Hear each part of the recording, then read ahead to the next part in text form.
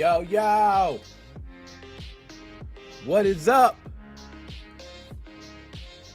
Let me make sure I got the sound good. Yo, yo, yo. Turn that damn music down.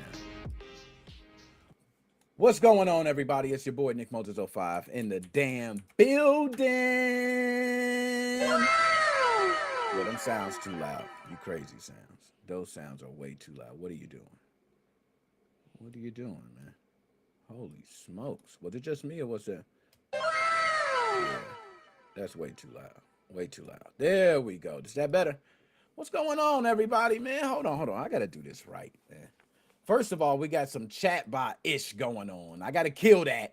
All right, we've been out for a little minute, so let me stop that. You're not about to mess up nothing I got going on, okay? Timers, done. They should be going, okay? Nothing with that. Nope, turn that off. Good, we good there. And chat commands, we gonna leave them. All right, we Gucci. Yo, what is going on, everybody?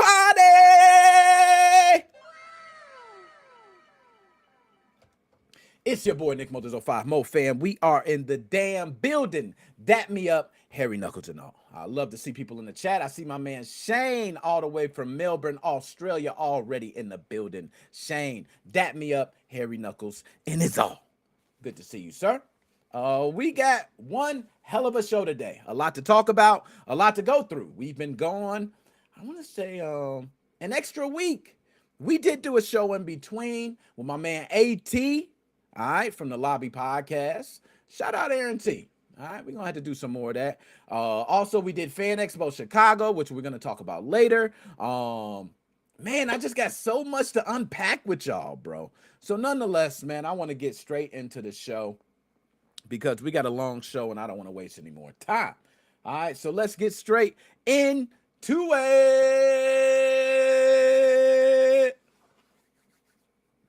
Y'all know what time it is, man. Let me make sure other sounds working. Round two. Good. Fight. Y'all, this is Gaming Going Wild. Gaming Going Wild is a segment where we talk about video game crimes that happen weekly, all right? A lot of times these crimes do not get covered or get the respect that they deserve, and that's what we're here for. We're here to make sure that they do get the respect that they deserve, all right? Can everybody hear? Sound should be okay. If you have any issue or any problem with the sound, please just let us know. First, shout out to merch. Respect your elders. You see the Nintendo Switch disrespecting the NES. I shouldn't wear this. As an OG, I shouldn't wear it, but I liked it. The young kid showed it to me. It was pretty nice. All right. So nonetheless, I want to go ahead and get straight into our show. I don't want to waste any more time. Let's go ahead and get into our first story for Gaming Gone Wild. All right. I'm going to get everything pulled up here properly and make sure we are good to go. Now, everyone should be able to see everything on screen properly. If you are a vertical viewer or a landscape viewer, please let me know how you are seeing things. Things should be on screen where you can see everything. All right? There. Investigators in West Virginia say one man allegedly tried to use those same rewards to get something far more disturbing. And by rewards, you're going to find out what kind of rewards I'm talking about. A 22-year-old man is now behind bars accused of offering V-Bucks and Battle Pass purchases to a young one in exchange for explicit photographs. Before we get into it, I don't even want to get no further. Adam Shane Ham on screen. He has been charged, not convicted. And everything here is an allegation that still has to be proven, all right? So I don't want anybody coming after me. I got to put that out there. According to the Greenbrier County Sheriff's Office, Ham of Summersville first met the young one at the 2025 State Fair of West Virginia. Investigators say that after an in-person meeting, the two stayed in contact through online gaming communications and text messages. Authorities allege some of those conversations included requests for photographs paired with offers of Fortnite items. This is no joke. V-Bucks, Battle Pass purchases, and all types of things were offered. It has not been established whether the young one here has actually sent any photos to Mr. Adam. All right. But what investigators are alleging is that the request and the offers were definitely made. But they're not sure if that exchange was completed. Devin, what's going on from Facebook? Anybody, if you're here, thank you for tuning in. Hit the like, share out the content, dap me up, hairy knuckles and all. I got a couple from TikTok as well. TikTok, go ahead and share out the content. Y'all know what we do. All right. So, investigators claim Ham had expressed interest in meeting the young one again at this year's state fair. So, met the young one last year, ready to meet this year. Again, he planned it. Well, guess what? He's been charged with soliciting a young one via computer, along with a second felony for the alleged use of a young one to produce obscene material. All right? So this guy is currently being held at Southern Regional Jail on $50,000 bond. And the investigation is active. Authorities say more charges could follow. Now, investigators are specifically alleging that in-game currency was used as the leverage, which I think is the most disgusting part of everything. To an adult, V-Bucks is just pretend money, right? Digital currency. To kids, they're real value, real status, real currency. They really mean something. And that gap in perception is exactly what people like Adam Ham use to manipulate the young ones and exploit them. It is disgusting. It is downright manipulative. Point blank. Now, Fortnite didn't cause this. I'm not going to put it on Fortnite. I play Fortnite. I'm not going to put no disrespect on Fortnite like that. A game does not do this to anybody. What this case actually shows is that the gaming chats, the in-game gifts are what become the doorway if nobody else sees it. Every single time almost. It's like, hey, I can gift you this, what I can do for you in the game. And parents won't know what's happening inside that game. So it's always on the person that's going to be using it that way. I don't want to put it on any of the, young ones who are playing. It is definitely not them. They're trying to just play. And I also don't want to put it on the platform, right? Not the millions of families who play these games and enjoy them. They got tons of people that enjoy these damn games. It ain't no sickos like Adam Ham in there ruining it for everybody. I want y'all to get a good look at this man's face. It's disgusting, bro. If you're a parent, here's the actual takeaway from this. We all got a lot of parents here. We OGs, all right? You don't need to panic, all right? You don't need to take Roblox away, Fortnite away. You don't got to do it. You know what you need to do? You need to know who your kid is talking to. You need to pay close attention, even if you have to dig into and say, hey, show me the chat. Show me that damn chat. Pow, snatch it. You cool. Put the sweat on them. Make them think you are monitoring 24/7. That is the protection you're going to have to do. These kids are going to try to keep these conversations private, and it's on you to make sure that they're not getting battle passes and V-Bucks to send images. That generosity and secrecy is a nasty combination for some bad things for these Pedialites. That's what I call them. They're Pedialites. That's what we're calling them from now on. Let's call them what it is. Dap me up, y'all. Pedialites. All right? That's what they're feasting on. My bad. I didn't mean to get all rude. Let's go ahead and move on to next. I can't sit here. But no skin, no battle pass, no amount of V-Bucks in the world is worth a damn kid's safety at all. So if these allegations hold up, Mr. Adam Ham, you are a piece of disgusting sir. Okay, and you lucky I'm trying to hold the monetization. We early in the show. I got a long show, but man, if I didn't start with you, I would roast you a new poop shoot. My fault, y'all. My fault. Let's go ahead and move on to the next one because I'm literally going to destroy Mr. Adam. Okay? Try not to. That had my whole Whoa, life whoa, whoa, whoa, there. whoa. Hold up. How do we get audio on this? Hold on. There was not supposed to be any audio. Holy smokes. We got audio. Okay, let's go ahead and play it. Yeah, this is a deep one for all my gamers out there. Y'all can go ahead and start crying now because I'm going to be honest, I would have cried immediately. Not then, I would have cried immediately. So imagine spending nearly 40 years building a Nintendo collection. Some of us have. Getting within 3 games of completing the library you were pursuing. 3 games. And then coming home and finding every shelf empty. Look at that shelf. This is what a family member found. Okay?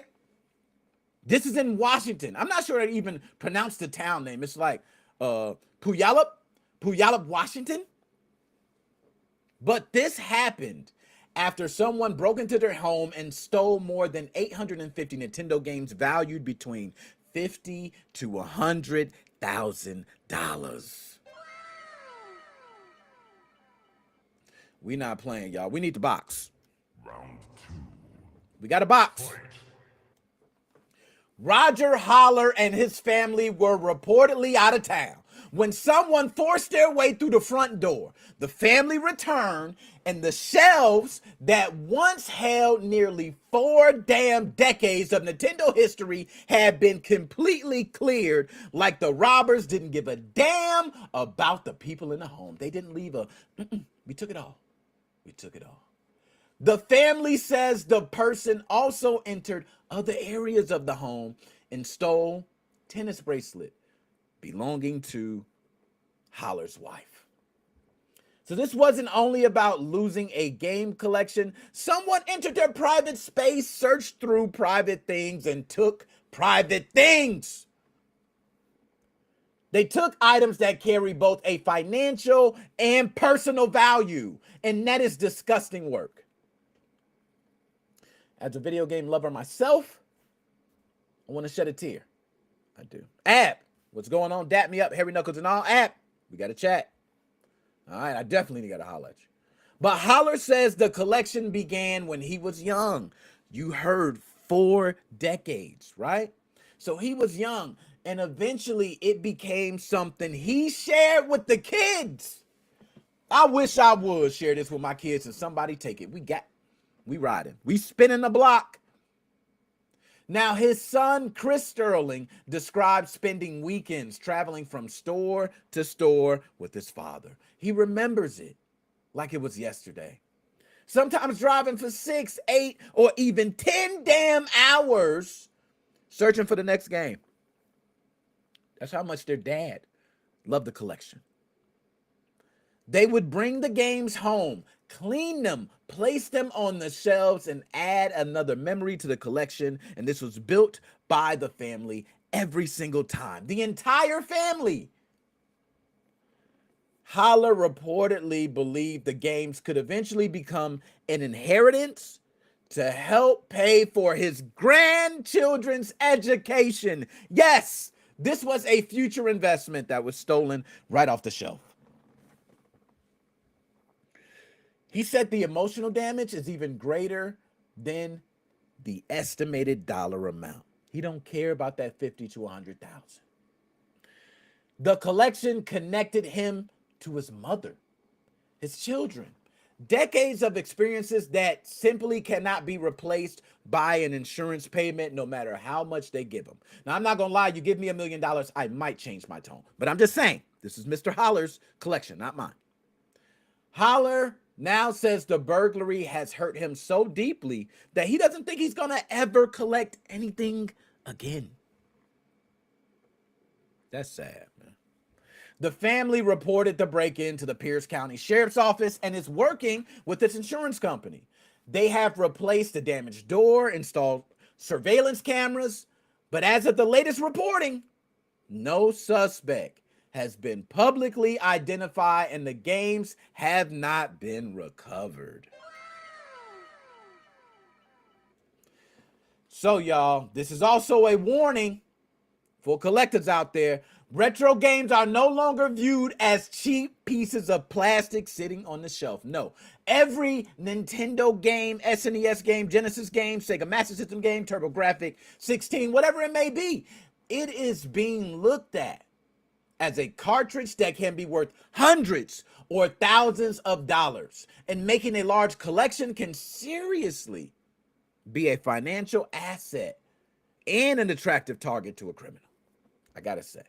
So collectors, what you should do, and I'm warning all you collectors now, everybody out there collecting, listen close. Collectors should photograph and collect everything they own and get it in the catalog. Put a catalog. You need to catalog all your things right now. Because if collectors photograph and have a catalog of what they own, it's easier to distinguish when something's missing, easier for reporting insurance. So when you got to review insurance coverage, you know what you're covered for, what you need. You also now know what's most expensive. You can secure a room where the most valuable items are. You can come up with something versus just putting them all there, right? You could take, even if you took 5 of those NES games that were worth a lot of money and put those up, it might have saved you a lot. So think carefully. And I know everybody, this is not his fault at all. I don't even want to feel like it is. And I'm mad that the video didn't even, it was supposed to loop. The video didn't loop. But nonetheless, we've seen the shelf behind him. It's very sad. Very sad. I don't have much more to say on this. I damn near want to cry for the guy, man. You know what I mean? Because if I lose my whole damn thing, somebody got to go. The person responsible, they take more than 850 games for me. I'm seeing you on the block. We spinning the block. I'm calling Broski. Hey, Broski, man, you know I don't never do this, man. We got to do it, man. All right, we got to do it, man. All right, hey, I'm paying. I'm paying. You know what I'm saying? You can replace a lot of things. Some people say you can replace the cartridge, but you can't replace that road trip I took to get it. You can't replace the memory I got with Mom Dukes when she took me to get there. You can't replace the memory of Pops when he bought it. You can't replace the memories. Let's go ahead and move on because this is going to piss me off. I feel so bad for Mr. Holler. Sir, I hate that this happened to you. Let's move on to the next one. I almost want to shed a tear for the man. You know what I mean?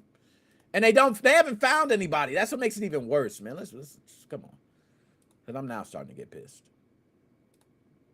Up. That's the wrong one. Hold on. We jumping the gun. Because that one I can't wait to get to. Okay?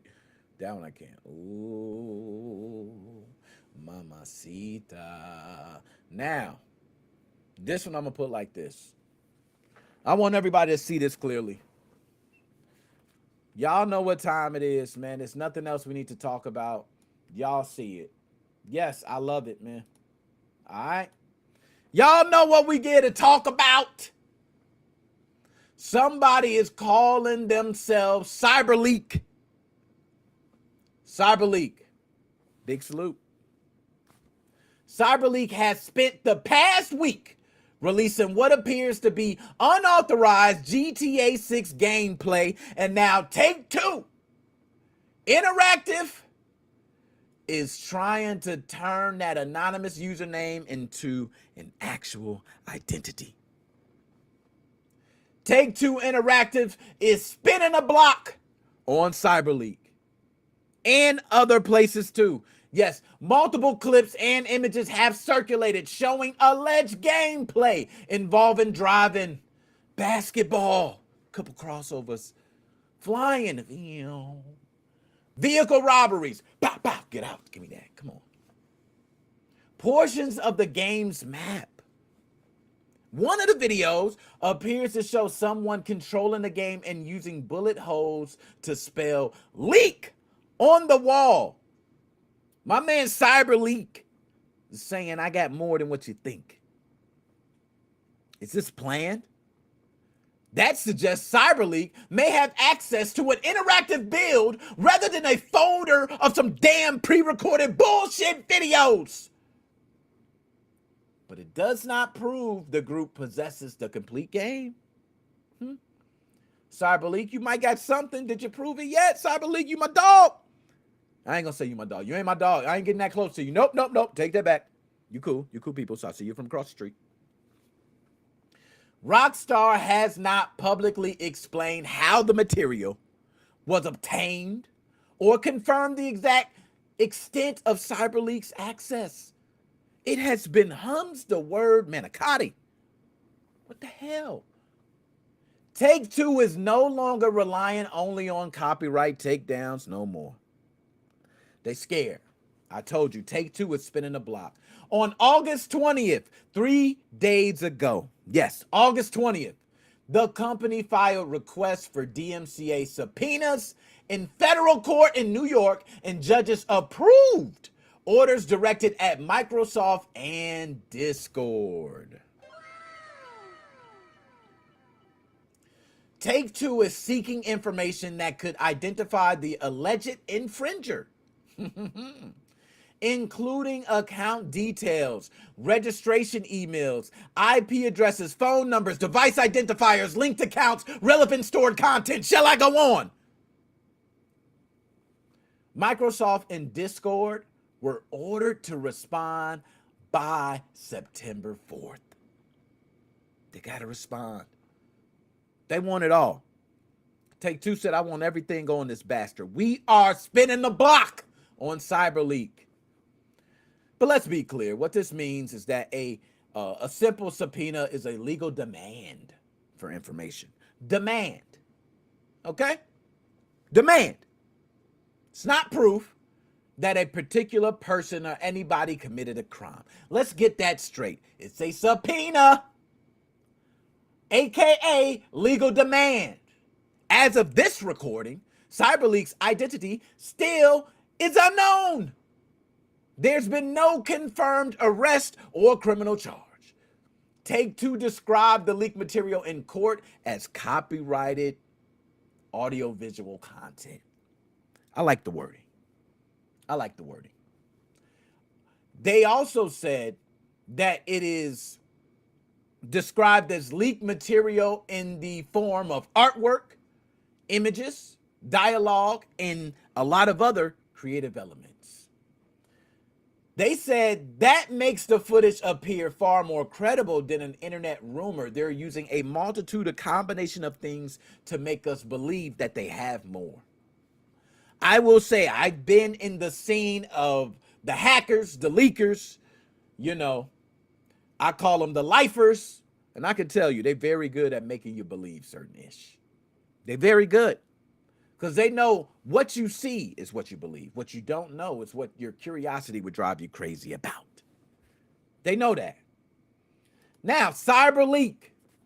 My man CyberLeak claims that this campaign is a protest against digital pre-orders, damn it. He was just as mad as I was. A code in a box released without a disc is nasty work, he said. No.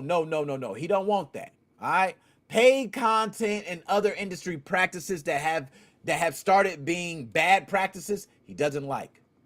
So, he is against digital pre-orders, code in a box releases without a disc, paid content, and a lot of other dirty practices. Some of those are legitimate consumer concerns, I think. They're legitimate. You know, we've discussed some issues on the damn show, right? But CyberLeak has also promoted a cryptocurrency and reportedly allowed people to pay to vote on what should be leaked next, and I think that's nasty work. I don't like that. All right, that right there, CyberLeak, is where you lost the people. Like, you had the people, you were a person for the people, but yeah, now you're just getting paid for dirty work. And I feel you. Like, it's a man's world. And you can do whatever you want. Hackers hacking. Do whatever you want, man. But I'm just gonna say, once you begin using somebody else's unreleased work to promote your own coin, the claim about defending gamers is difficult for me to believe. That's just me. Just hard for me to believe. Ender, what's going on? Dap me up, Harry Knuckles and all. DJ C Money, what's going on? I got my dog DJ C Money in the building. Yo, everybody here, appreciate you, man. Go ahead and hit the like, dap up, share out the content. I appreciate y'all. I see Khalil. Tell him to hit the kill switch on TikTok. My dog Khalil, what's popping, man? He ain't lying. They need to hit the kill switch or something, bro. They need to do something, man, because this is just nasty work. This is nasty work, bro.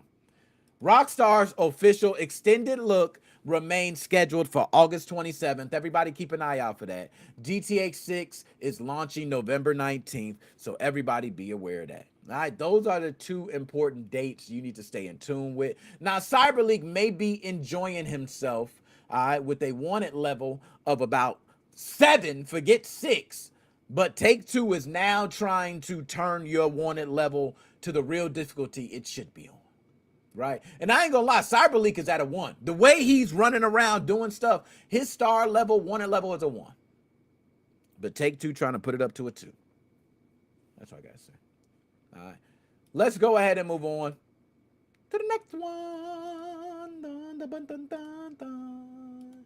This the one I couldn't wait to get to, y'all. Y'all see how he hit that damn camera. Damn! Woo, he smacked that camera.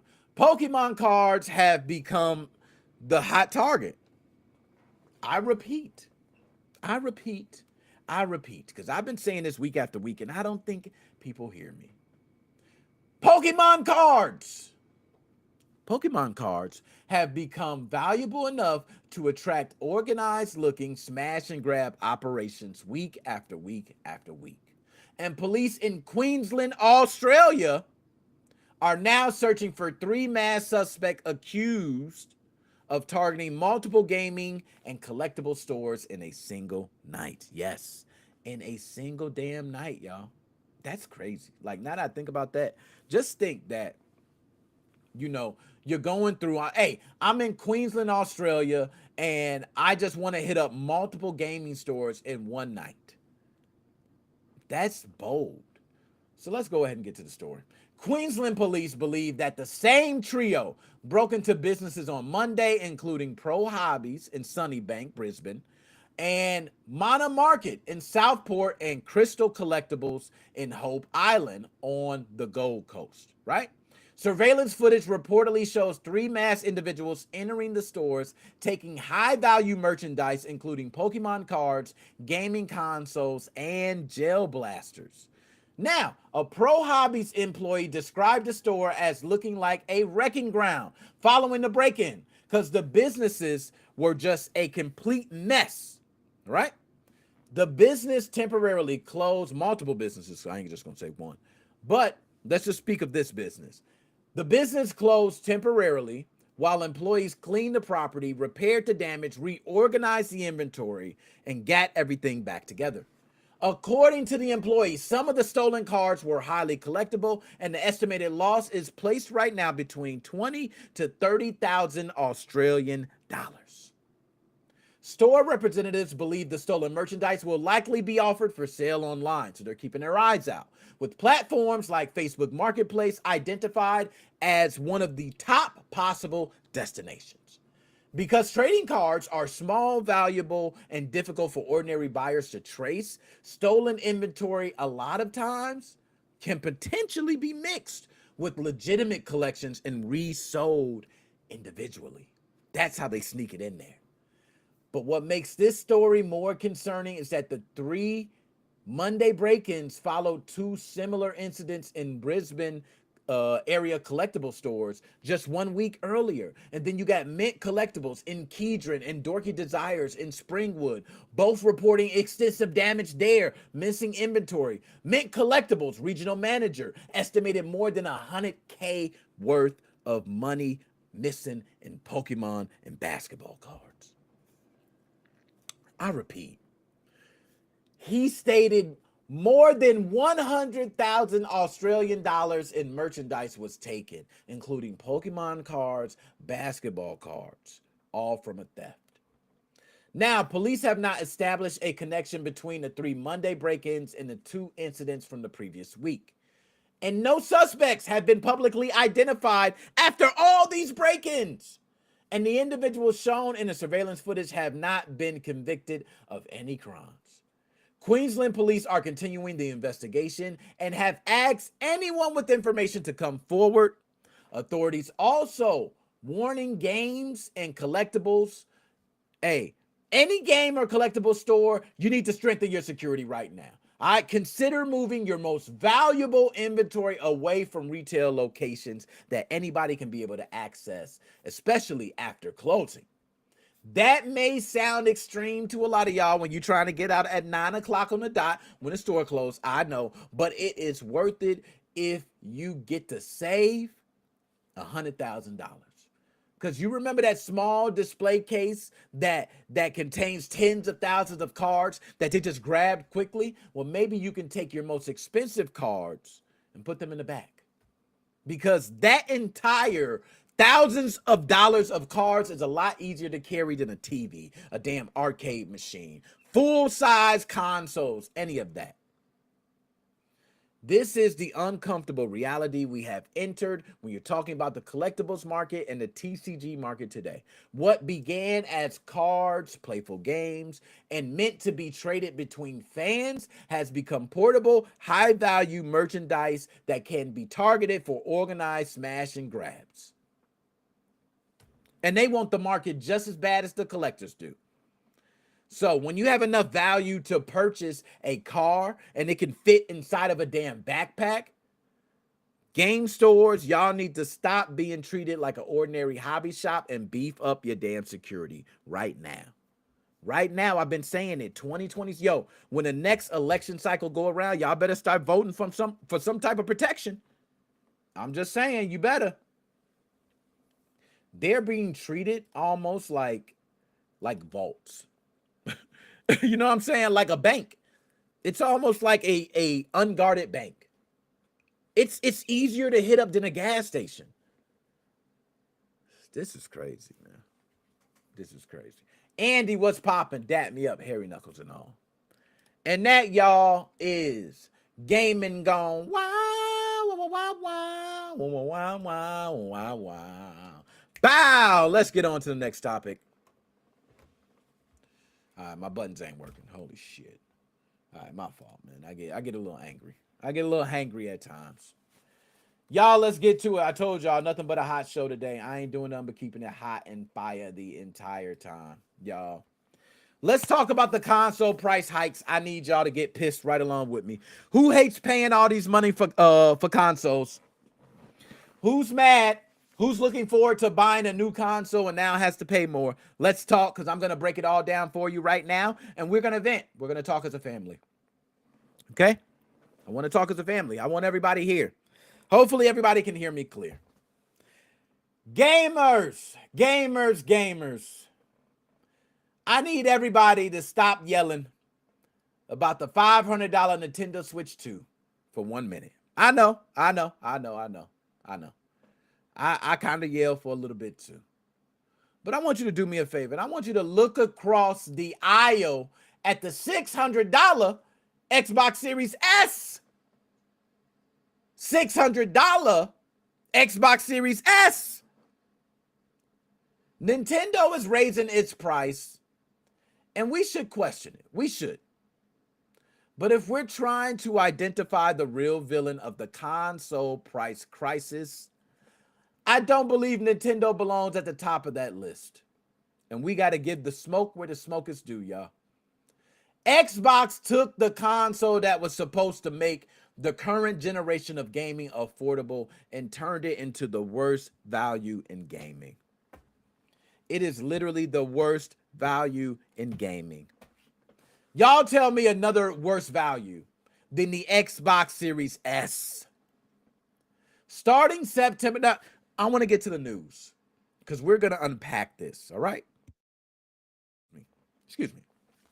Starting September 1st, the Nintendo Switch 2 increases from $449.99 to $499.99. I repeat, from $449 to $499. That is a $50 increase, an 11% increase, not the 5% reported by outlets. That is nastier than what a lot of people have expected. out of Nintendo. And Nintendo, I'm gonna be honest, you have no damn reason to really do it. Okay, you don't. Because your consoles are actually, when they're manufactured, you're saving. And I know business is about money. I get it. But you don't have to do it. You already raised the price off tariffs. And I know you're going to say this is not a price hike based on memory. You're going to say tariffs and some other shit combined. I'm not buying it. I got my ear to the ground and I'm speaking facts. Folks know I study my studies. $500 is a serious psychological barrier. It is. It's a serious psychological barrier for Nintendo. But I want y'all to look at the rest of the market. Because I'm not just going to dogpile on Nintendo, right? Respect your elders. This is dissing the old folks, and I'm wearing it because I thought it was swagged out. I got it as a gift, to be honest. They tried to, it's funny, and I thought it was pretty cool. I want y'all to look at the rest of the market. All right? Look at it. And I want y'all to share out the content. We need everybody to yell with me on this. I want y'all to look at the rest of the market. The PlayStation 5 Digital Edition is $599. I repeat, the PlayStation 5 Digital Edition is $599. The standard PlayStation 5 is $649. The PlayStation 5 Pro is $899, and a disc drive costs extra. Valve Steam Deck OLED now costs $799 for 512 gigabytes and $949 for 1 terabyte. Xbox 512 gigabyte Series S. Yes, I am talking about a Series S. Is $499 damn dollars. The 1 terabyte Series S is $599. Y'all, the standard Series X has climbed to the astronomical $799. Let that sink in. Everybody, every gamer right now, share this shit out. We got to talk. I want everybody to be just as mad. This shit is going to explode. We are going to see $1,200 Xbox Series X. Mark my damn words. The Xbox Series S launched. Okay? I want y'all to listen close. The Xbox Series S launched at $299 as the affordable doorway into current generation gaming. I want to repeat that price again. The Xbox Series S launched at $299. Now, one version costs the same as a new Switch 2. The 1 terabyte model costs $100 more. The Series S was supposed to be the doorway into current gen gaming. The doorway. At $600, Microsoft turned it into the paywall. It is, you must pay to step through the door.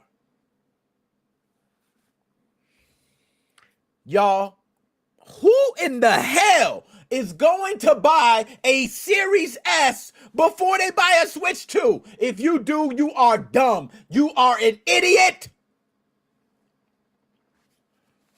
You can download Xbox Cloud and probably play it on your Switch 2. Ah! Why is everything becoming more expensive? The short answer is that AI is the major cause, right? A lot of people have done videos on this. A lot of people have covered this. But it is not the entire story. And I'm not going to unpack the AI side a lot because we know where that goes. AI companies are not literally purchasing the exact same RAM chip inside your Switch or Xbox. So I'm not even going to start going down that path and try to brainwash you like everybody else is. I like to get to the tutor, as we say, from the rooter to the tutor. All right? AI accelerators primarily depend on high bandwidth memory. And while consoles use different conventional memory and storage, the connection happens further up the supply chain.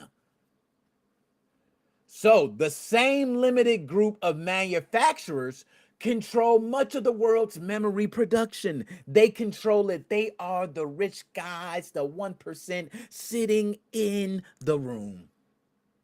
And those companies and those individuals in those companies are shifting capacity towards higher margin AI servers, data centers, and enterprise storage. They're shifting it that way.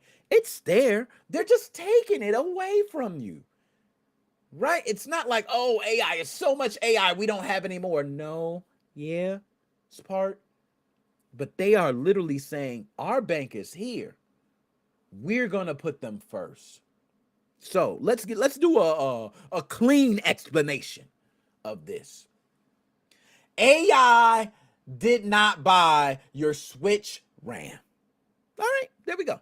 There we go. I think that's simple enough. If somebody can prove me wrong, is there some AI company right now buying up all the Switch 2 RAM out there?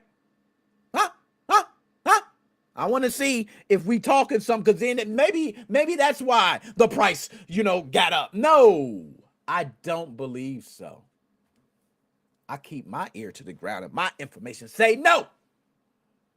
So, AI changed what memory manufacturers would rather build and whom they would rather sell it to. Point blank, period. These little consumer companies are left competing over these tight ass supplies. And when you're left competing for tight supplies, if I pay premium, I get it first. And other companies, big companies, they can pay the premium. So, TrendForce projected conventional DRAM contract prices could rise. Listen up. I'm going to repeat because I don't want y'all to miss this. TrendForce projected conventional DRAM contract prices could rise between 90 and 95% quarter over quarter. Do the math. 90 to 95% quarter over quarter. Conventional DRAM. Think about that, y'all. We are talking 100% increase, damn near every 3 months. That is bananas. Gamers, can we talk? They say NAND flash. Listen up. NAND flash is going to be increasing between 55 and 60%. These are not normal movements, bro. These are big business movements. These are people who are higher up taking their dollars and putting it a place and saying, screw you as the consumer. That is it. They're going to keep going higher and higher, and you're going to keep paying. And guess what? As long as you keep paying, they're going to keep going up in price. And you're going to bankrupt your own country if you continue doing it. That's what I believe. All right? Nintendo expects higher component costs. That's what they're expecting. Memory especially. But they're blaming some of this with tariffs and exchange rates. I do believe that's part of it. But I don't think that adds roughly 100 billion yen to its cost this financial year. I don't believe that. That's just me. Microsoft says console storage and memory prices have increased by more than 2.5 times. And it could double again by 2027. Valve says the Steam Deck hardware has not changed, that higher prices reflect component and logical cost, or logistical costs, excuse me. Sony's explanation was more general. They stated just pressure in the global economic landscape, which means shit is rare. You know what I'm saying? We trying to grab what we can get. But I'm just going to say this. That evidence means we cannot dismiss every increase as pure corporate greed as well. There is also a legitimate component crisis I do not want to skip over. There is a component crisis, right? Companies cannot manufacture consoles at, these imaginary prices that we want to keep. And Microsoft is going to argue that consoles are sold at little profit. I am not hearing that shit, Microsoft. You do not release a console entry level that was $299. And now we're talking $599. I'm sorry. I don't believe in Microsoft. You can kiss my ass with that bullshit. I'm sorry. I wasn't supposed to go on this tangent. We do need to move on through the show. This is where I draw the line, and I'm done. I'm done after this because I'm going to start really going off and screaming again, and I don't want to do that. The component crisis explains why the prices moved. Corporate strategy explains how far each company has moved them. And every company faced pressure. They did not all respond equally. So a shortage does not happen automatically every time and justify every price and everything. I don't like that mass thinking that, oh, shortage. Sometimes people hold things on purpose. Nintendo is especially known for doing this. Okay? And if anybody does not believe that Nintendo is not known for holding things and saying we're sold out when they really have stock, don't know history. All right? There has been hardware that has been available for a long time. There's been hardware with major performance upgrades that have been withheld in certain situations. I'm not going to keep going, man. Like I said, Xbox is done. I'm just so pissed at Xbox. Their argument falls apart for me. I paid $500 for my Series X at launch, y'all. $500. It was a 1 terabyte. I paid $500. Microsoft wants $800 for hardware from the same generation with essentially the same performance. What did the additional $300 buy for the customer? I repeat, I want to ask that question. And if anybody got the answer in the chat, please let me know. Share it out. Hit the like. I want everybody to be able to try to get this answer. I paid $500 for my system, which was an Xbox Series X on release day. It's a 1 terabyte Xbox Series X. Right now, if I were to get that same system, it is $800.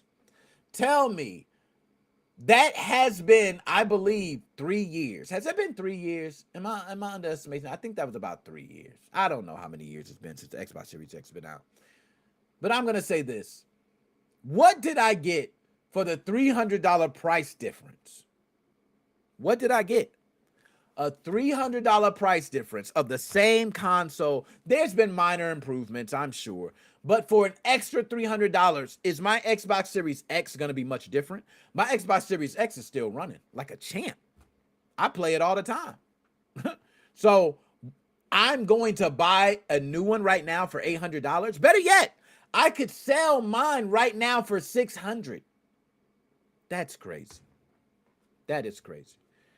Y'all, I could be ranting about the price hikes all day. Who else is tired of the price hikes? Who else is pissed? Who else is mad? Who else went up and looked and tried to get an SD card and was amazed at the price?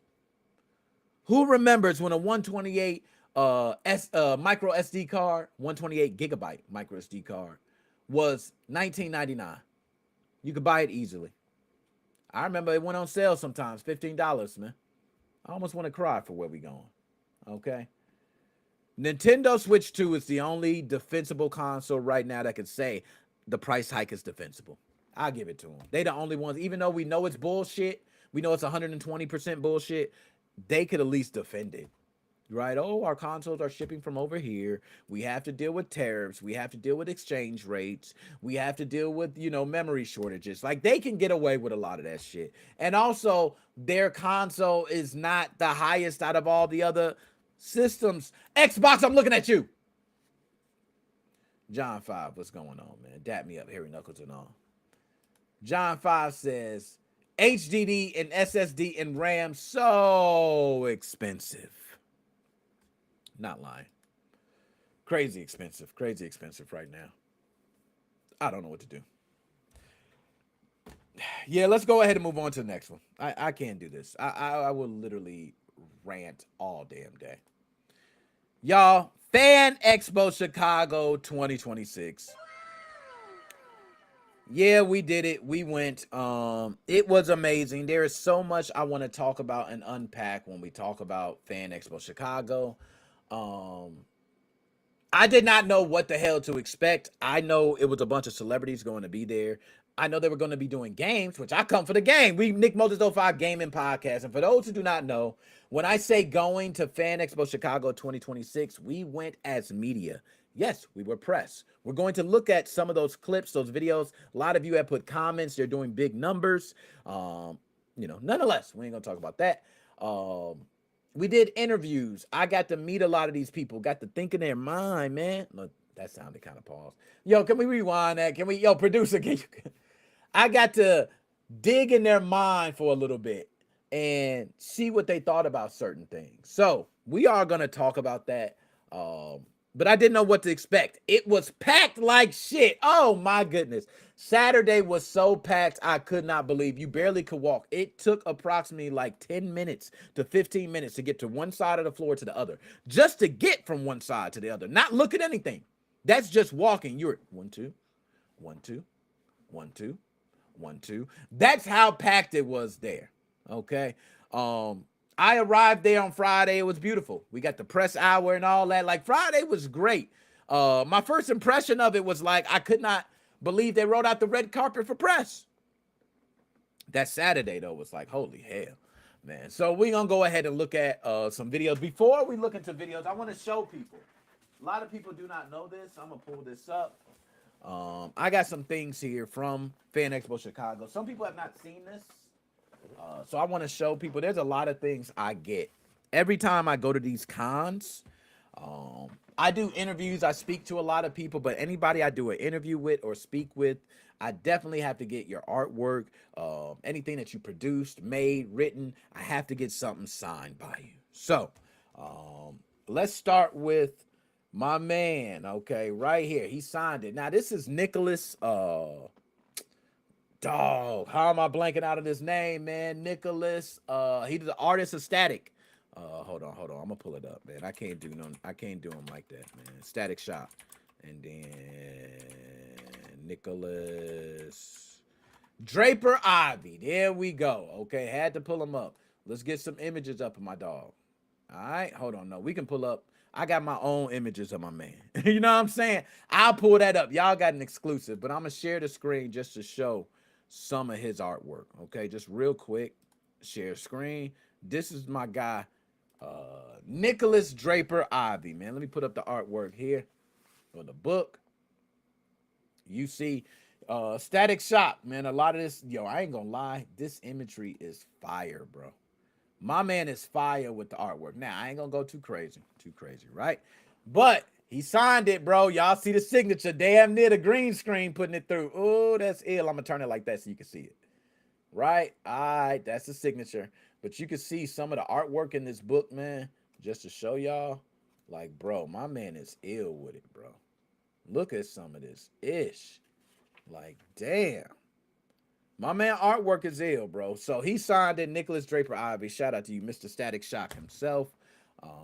You know what I'm saying? I want to go ahead and pull up a little bit. So he's an artist. All right. He's an artist. If you need commissions or anything, you want to go check him out. I'm going to put up videos later for him. But check out Nicholas Draper Ivy. Now, the next one is this Star Trek red shirts. Where all my Trekkies at, y'all? This was signed by Heather Antos, all right? And I'm where's Heather's signature? Heather, where you sign? Heather, you gotta hold up. Did she sign on the first page? She signed somewhere, bro. Okay, there she goes. She signed right there. All right, that's what Heather's signature is. All right, Heather Antos, big Heather Antos, yes, getting everything signed. People gonna say, yo, a lot of people ask me, like, yo, are you gonna sell all this stuff when you get? Hell no, I ain't selling none of it, bro. I'm just like the dude with the $50,000 to $100,000 worth of games. Hell no. Another one here. I got to do this. This is for Eric. No, first of all, I gotta put some respect on Heather Antos. I ain't gonna do Heather like that. All right, Heather Antos. All right, let me pull your book back up. because I gave Nicholas Draper Ivy a little too much, and then I just went by Heather real quick. All right. Heather Anthos is a nominated editor and story consultant for multiple big companies. She's been with Marvel. She's been with Lucasfilms. She's been with a lot of the big companies, y'all. She's big time. I'm reading this directly from Google, bro. All right, so I'm reading this. I'm going to pull it up so everybody know I ain't lying. Okay, this is who and I got an interview with her. We're going to see a couple of quick things because I don't want to take up too much time, right? But quick, fast, there go Heather. Bam, Heather Antos. There she go. Bye, y'all. Heather, thank you, Heather, for the interview. Nicholas and Heather, appreciate y'all. And then y'all seen the signature already. I ain't got to show it. But I'm going to read that book. Haven't started yet, Star Trek Red Shirts. Now, Eric Radomski, right? Eric Radomski. I'm going to pull him up. Eric Radomski is the next person I'm going to talk about because I have a signature from him. Also, my daughter got a signature for him. But yes, Eric Radomski is an American television producer, best known as the co-creator of Batman, the animated series. Yes, I'm going to pull it up. Y'all, check out the Wikipedia of this man, y'all. All right? He is the man, bro. 1990s at Warner Brothers Animation. Warner Brothers, the WB. All right, but my man Eric, he got an interview. I'm gonna put up a lot of his stuff, but this is the one he signed for me. Hopefully y'all can see that. To NickMoses05 Radomski. I like that, man.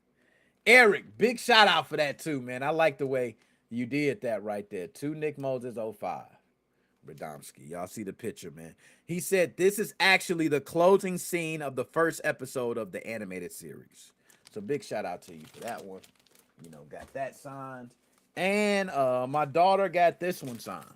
Believe it or not. He did this on his own. Eric, thank you. I didn't ask him to do this. All right. He did that one on his own. I didn't. And mine, I paid for. I made sure. He didn't even want me to pay. I said, no, I'm paying you, bro. What's wrong with you? You know what I'm saying? You out of your mind thinking I'm not going to pay you.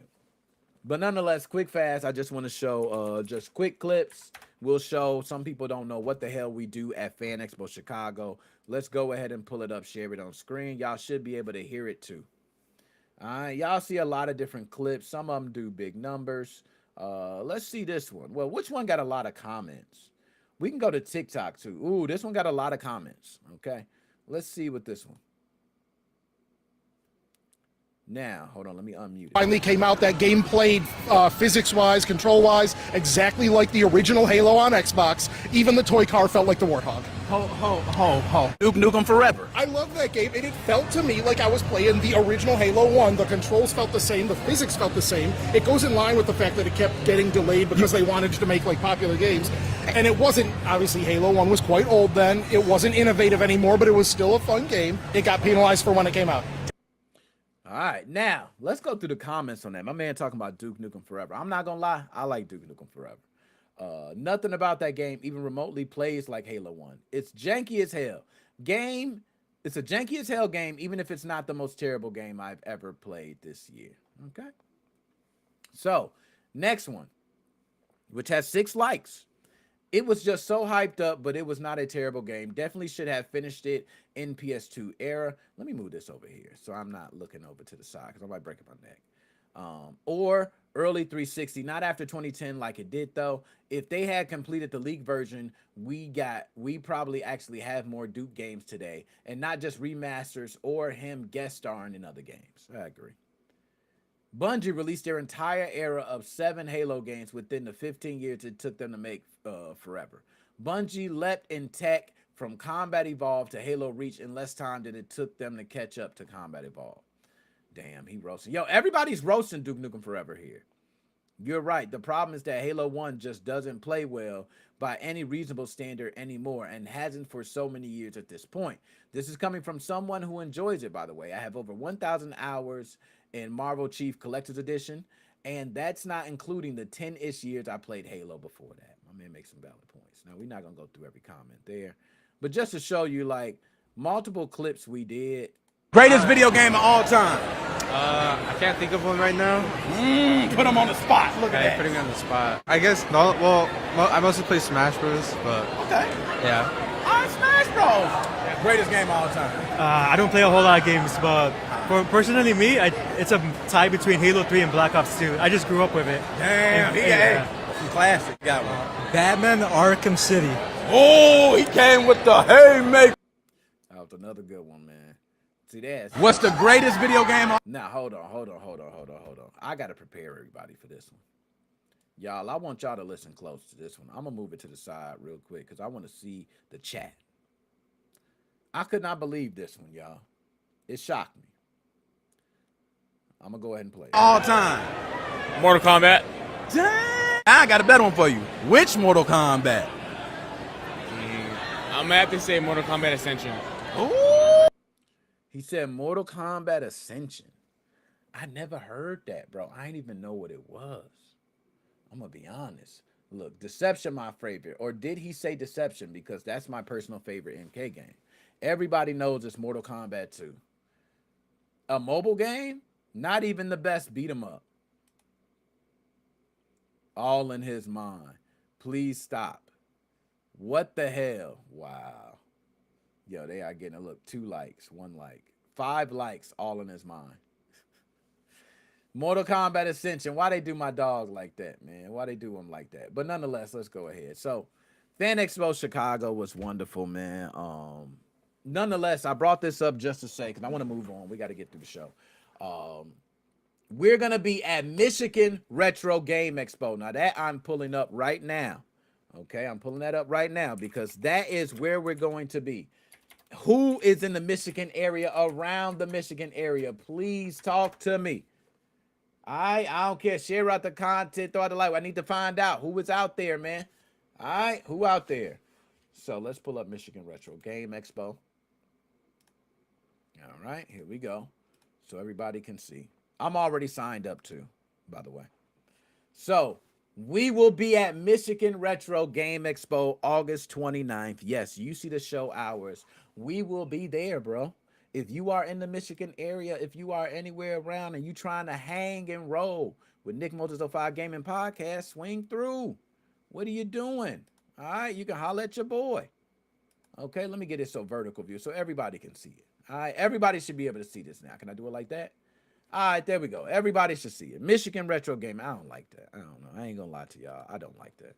I don't like it. If you're on the vertical, then my bad. All right, it's just that my bad. So Michigan Retro Game Expo powered by Game Pawn, August 29th, 2026. Show hours 10 a.m., 9 a.m. for VIP. All right, you can see Ready Player One. Press start. Now, they're going to have the vendor hall, 70-plus vendor tables to look at with vendors carrying video games, gaming-related crafts, board games, tabletop games, and CCGs. All going to be there, all right? Breakout rooms, amazing panels, meet and greets, arcades, LAN parties, and more, all for you to enjoy. Okay, sounds like my type of party. So far, I'm down. Okay, tournaments. Mario Kart 8 tournament. They're going to have a Smash Ultimate tournament. NHL 94. They go on to NHL 94? I didn't know that. NHL 94, for those who do not know, it's a fire game. All right, and more. So there's going to be a lot of different tournaments. Very curious to see that. Now, they got photo op sponsored by Formula K Equipment. Did not know they're going to have a photo op. I need to get in there. Props to elevate your pictures. Y'all need to go ahead and, Now, free play area courtesy of BD Retro Mods, featuring the best in retro consoles and modern emulation devices. Retro games will be available to play all day thanks to BD Retro Mods. So if you're trying to play any of these retro games, they will be available all day. Now, being that you're only going to be having a one-day Michigan Retro Game Expo, I do think you need to have some extended hours. Or maybe just a Sunday. Do a Sunday that maybe a lot of people don't know. Hey, we're going to do a Sunday. We're just going to have it open, right? Because then you can have press and other people come through and do things, right? And also, by the way, I have to say this. We are being allowed to come through as press. We are going to be covering this event. So you're going to be seeing a lot of posts from today, remainder of the week, okay, leading up into this event, because we really want to let people know and get more people to come to Michigan Retro Game Expo. All right. Board game library with the gamer gals, okay? A board game library of over 100 games will be available for you to check out and try a new tabletop experience in our private board game suite. All right, so the gamer gals are going to be there. All right, so you can try to see if you can beat against them. Learn to play, live D&D events, okay? Free play arcade and LAN. That's where I'm going to be. Guys, Games, and Beer will be bringing a collection of games and fun to MRGE. They need to bring beer. They need to bring beer. Play some things you may never see anywhere else at MRGE, a one-of-a-kind metric system, Halo like you have never played it, Quake on a Mac network, and so much more. Yo, we are probably going to be wasted. I'm not going to lie. This might be one we might get wasted for. This is the one, right? Where I can go in early, get all my content, then later on, it's just, hey, man, we got the camera. We just filming. We got all our good stuff early. Right, I need to get my good stuff the night before, type stuff. I want to do trivia, where I could do trivia and ask 10 questions and give away money. Right, that's what I plan on doing. I did it at the last event for 20. I want to double it up for 40. So, $40. You can win $40 for trivia. That's pretty nice. And they do got concessions, plenty of options to choose from. I want to see those options because I ain't gonna lie, MIG. Y'all cut that pitch out, man. I need to know what I'm gonna be eating. But I'm going to be leaving anyway. I drive and leave. So you can follow on the socials. You see they got different things. So check them out on the socials, man. All right. Nonetheless, we will be at Michigan Retro Game Expo. That is August 29th, y'all. And the location, I got to say the location too. All right. The location is, because it didn't say the location on here, by the way. You know what? That was kind of weird. I said the whole thing. All right. So this is going to be, drum roll, boom. This is going to be at the Delta and Kalamazoo Conference Center. Okay, so the Delta Hotels Kalamazoo Conference Center. This is where it would be held. All right, what's the address, man? Y'all ain't got the address on here. All right, here we go. Okay, so the event will be, and then you ain't got the time all together. Yo, you got to put this all together. I ain't gonna lie. You got to put it all together, though. Like, you got the time on one page, but you got the other. Okay, so here we go. Now, back to it. August 29th, 9 a.m. for VIP, 10 a.m. for everyone else. You can come to Michigan Retro Game Expo in Delta Hotels Kalamazoo Conference Center. And it is located at 2747 South 11th Street, Kalamazoo, Michigan, 49009. Come check us out. You know what we do. Also, check out the website. Get your tickets.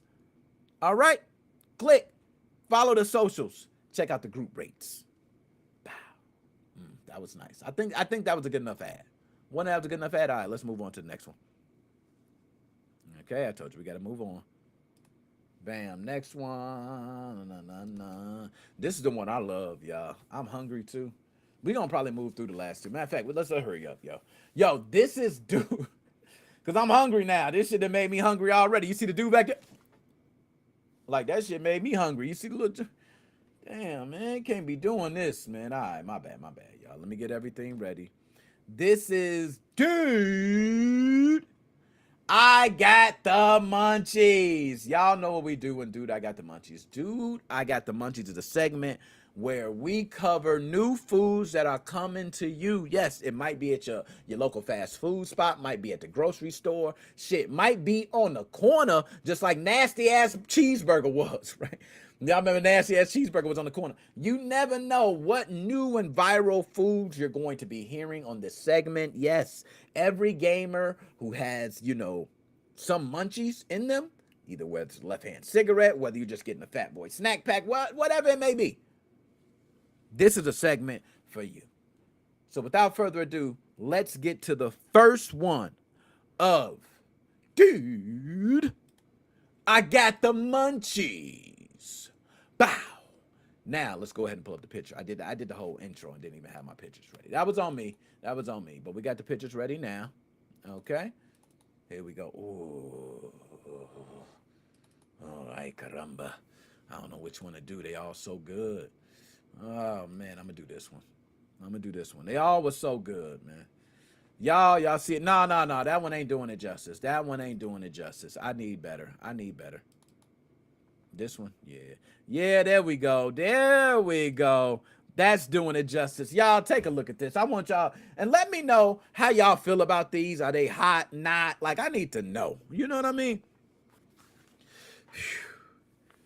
Subway is turning part of its menu into a loaded bag of chips, and I am here for it.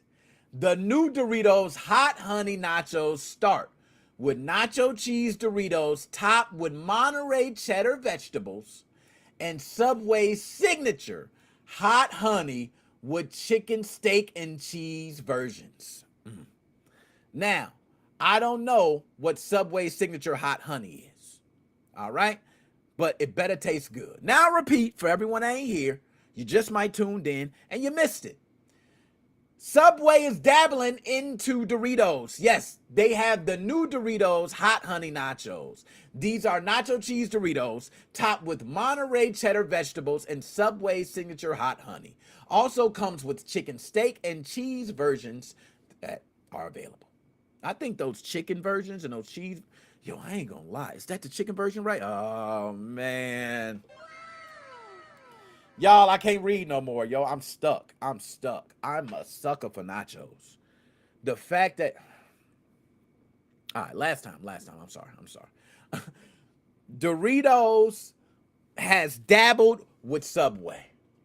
So they have the Doritos Hot Honey Nachos, which is nacho cheese Doritos topped with Monterey cheddar, vegetables, and Subway's signature hot honey. Now, they also have chicken, steak, and cheese versions available as well. Chicken and cheese start at $4.99, while steak and double meat and avocado, cost extra. Yeah, that double meat and avocado gonna cost extra. Yeah, everybody know you pay extra for the cotto, all right? But those come in preset builds instead of being fully customizable, so you can't go there and ask for all types of wild stuff. They are just the way they are. They are available at participating locations through October 26th, and I'm going with the chicken version. I'm going to go with the chicken version. Hot honey, I'm not really a spicy food type of guy, you know what I mean? So the hot honey's not really for me. Doritos and melted cheese sounds messy for a lot of people, but I am killing that ish. So I got to say, Subway, big salute to y'all. About time y'all found something else to do. You're sitting there with all those chips. You're sitting there with all those condiments. Why not do loaded nacho cheese Doritos? This is genius on the part of Subway. So go ahead and get you the chicken and cheese version starting at $4.99. Get the steak, with the double meat, the avocado. You're going to pay a little extra. But shoot, we talking, man. Nacho cheese Doritos hot honey chips from Subway. Big salute. Let's go ahead and move on to the next one. That looks so good. I'm not gonna lie. Who else is that only me that look good too? Is it just me? Y'all don't know if it's just me, man. That shit look delicious. All right, let's go ahead and move on to the next one. Oh, now this is hilarious. I don't know which picture to do. Let's try this picture. Okay, this picture works.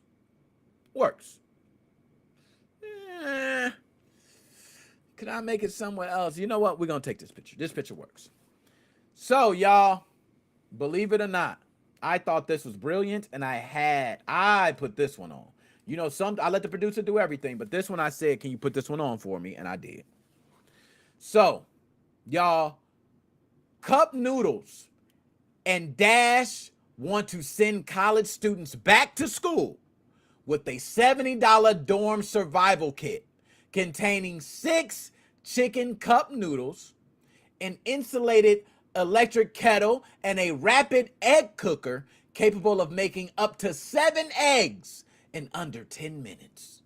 The company valued everything at $135, and the bundle is available through Dash's website and TikTok shop while supplies last. So if y'all interested, you better grab it. This is actually, I believe, useful if someone needs both appliances. Although students should check their dorm rules, because I don't know what might be going on, what you burning up, cooking up, what you doing before arriving with a laboratory to make noodles, right? This is a smart dorm room starter kit. All my people who've been in college, we know how it was being, on campus and having to make noodles. I figured out how to make every type of noodles this way. I made noodles directly from, that hot water right there that you go to. Put the hot water right in the cup. Just put a plate. Boom. Cover it. I learned how to make noodles in a microwave, just getting some water from the water fountain. Boom. Put it in a microwave. I learned how to make it from an iron. I learned how to make it when you cover it. I learned how to make it through steam. I learned how to make it on the stove. I learned how to fry it. How you fry? Yes, I learned how to fry my When you really make noodles, you make noodles. Yes, I fry it. I got stir fry. What you know about some stir fry out of your noodle? Man, let me stop, man. But nonetheless, how do y'all feel about the $70 pack? I think this is a genius idea, and especially eggs. Putting eggs in it is genius, man. Now you can put eggs right there and have an official noodles right there. And also, I do ghetto stuff. Like, I'll chop up some ham and throw that shit up in there. You know what I'm saying? Chop up little pieces of bologna and shit. I put all types of shit in. I get ghetto with it. Nonetheless, let's go ahead and move on to the next one because I'm about to get even more ghetto and I feel it. So let's hurry up and move on. All right. So this next one. How do I feel? I don't like that. I don't like that. Let's switch the image. I don't like that image. It's just me. I don't like the image. Y'all might like it. I don't like it. I want to replace it. We're going to switch it out for another image. We're going to switch it out for this one. That one's better. I like that. Okay. Albanese. Who here likes Albanese? I know I do. Well, Albanese has already entered spooky season super early with limited edition ghoulish gummies shaped like jack-o'-lanterns, bats, and ghosts. The flavors are orange pumpkins, black cherry bats, and strawberry banana ghost. With a 7.5 ounce bag currently appearing at Target. I'm saying y'all better go grab it now. I'm definitely grabbing mine. I love gummies, and Albanese never disappoints to me. So this is no strange restaurant collaboration. So you ain't got to worry about licorice, all that crazy stuff, trying to make the candy taste like, barbecue ribs. It ain't none of that. Halloween shapes and 3 flavors that actually sound good. This may be the safest win of the entire Munchies lineup so far.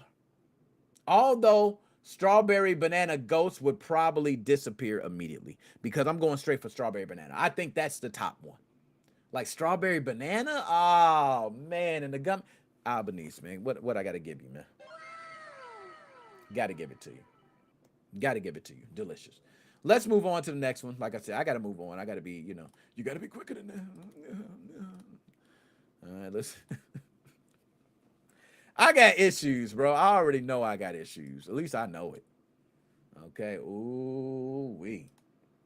So y'all, Oreo has apparently decided that one unusual release was not enough. So we have multiple Oreo experiments. All right. $24.99.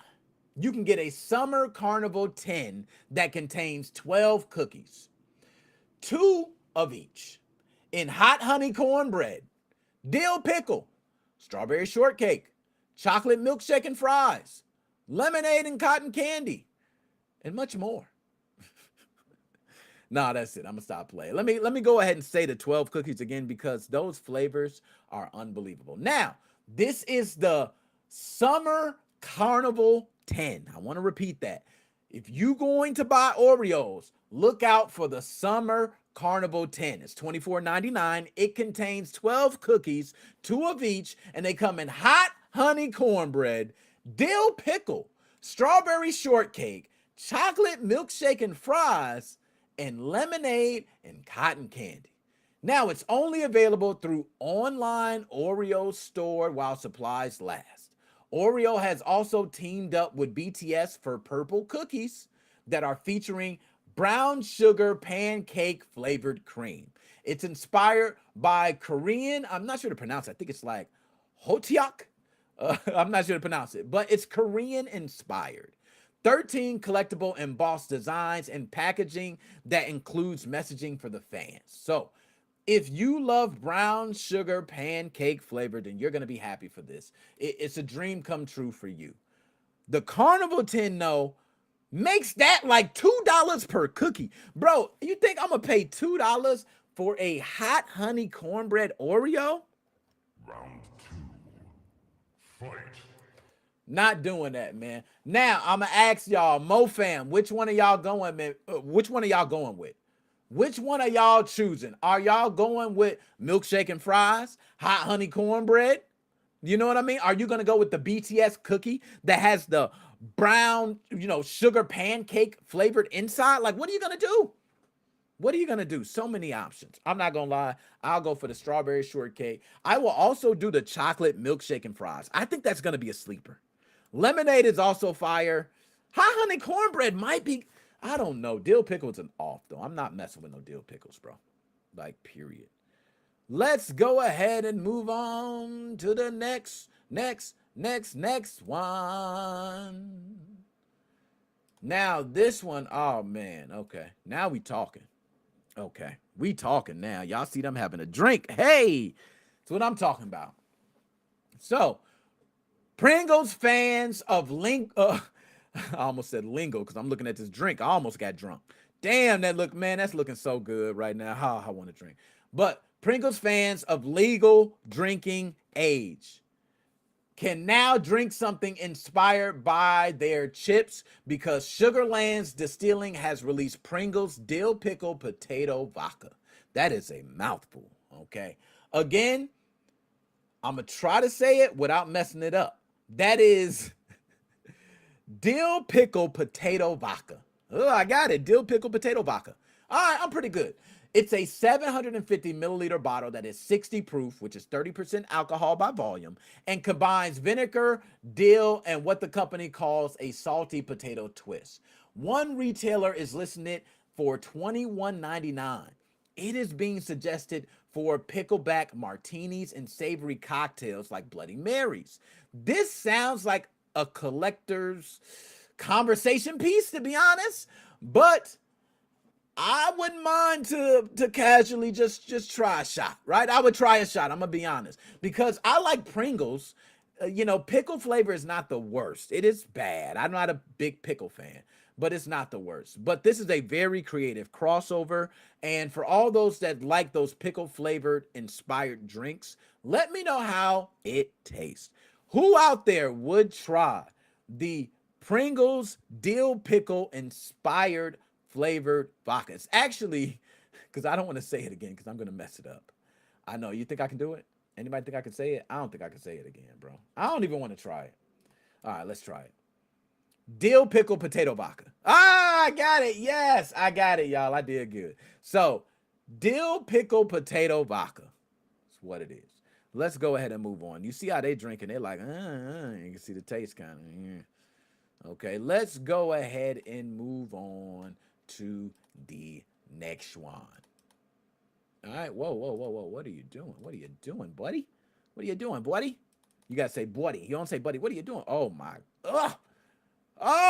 God. I've seen the picture before. Y'all, oh, man, I'm sorry, y'all.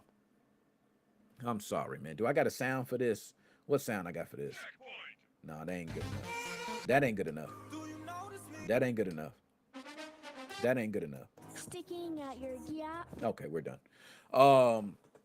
This right here, y'all, is crazy. Trolley is bringing some heat, and they really bringing it with spicy crawlers, sugar-dusted gummy worms combining fruit flavors with a touch of habanero.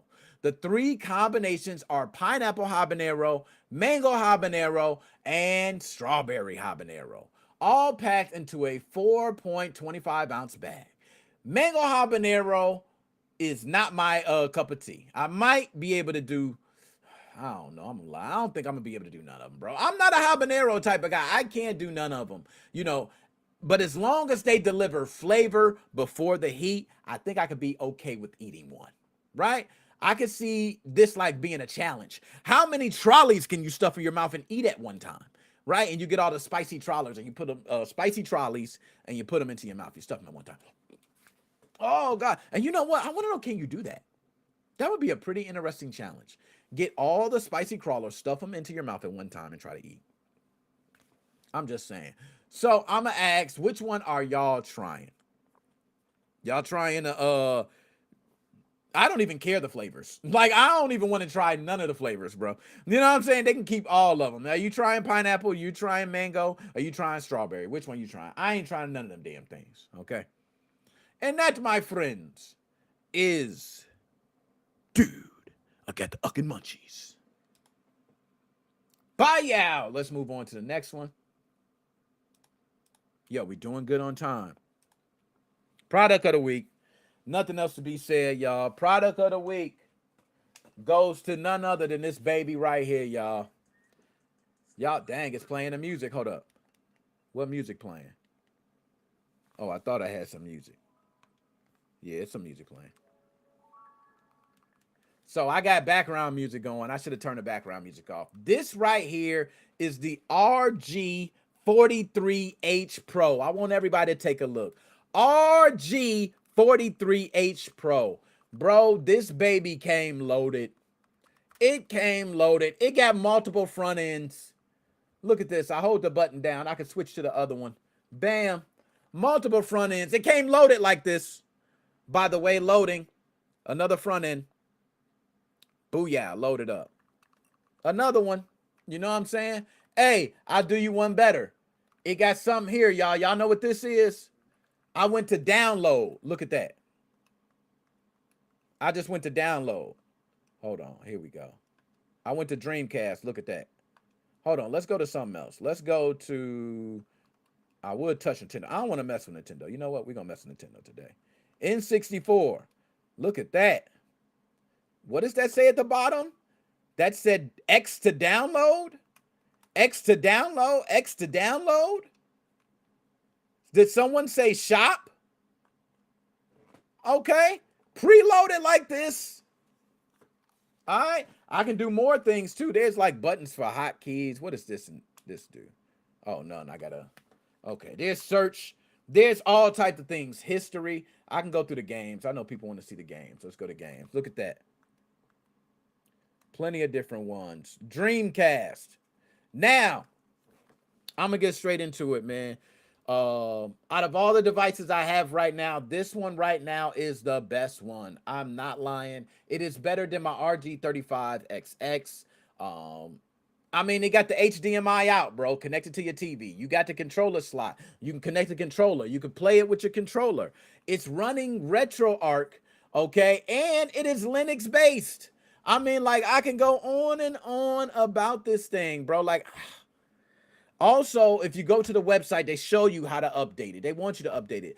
Any community, you know, OS that's out there, they want you to grab it. They lead you right to it. I mean, I can't say nothing else better about this thing right here, bro. Like, I got to pull up, and this is AISLPC, right? AISLPC.com. I want everybody else to look that up as well. If you don't want to, it's fine. I'm going to pull it up for you now and share screen. This is amazing, bro. So for those who do not know, all right, let's close that out first. I don't even know why that's open. All right, and for vertical viewers, I'll try to help y'all out a little bit. There we go. That's a little better for y'all. Look at, but no, we got to do the cuts and the edits and all that. Yeah. Y'all gonna have to deal with it.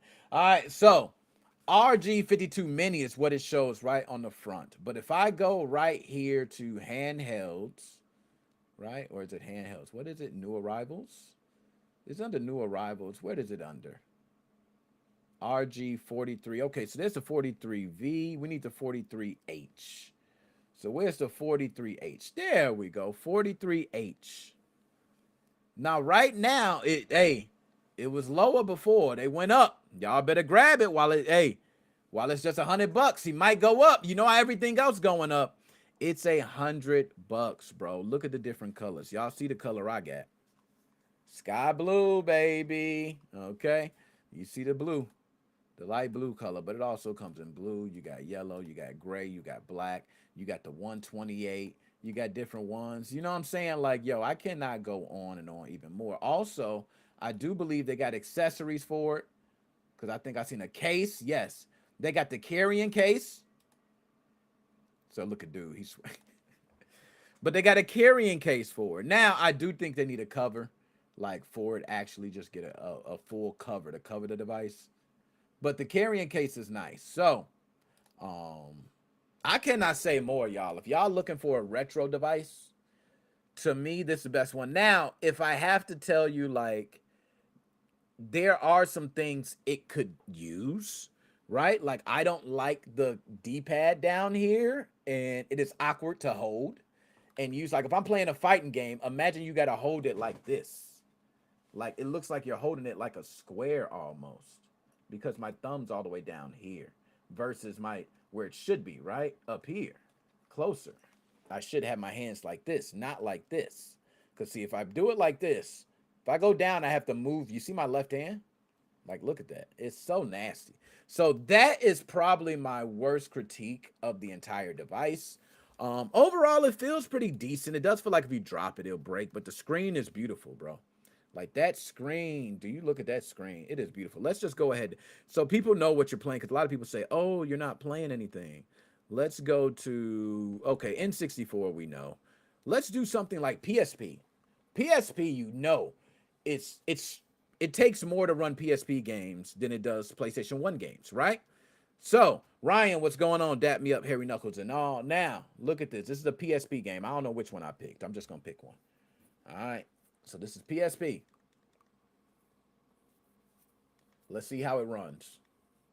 Random PSP game I picked. Okay, let's see. So far, so good.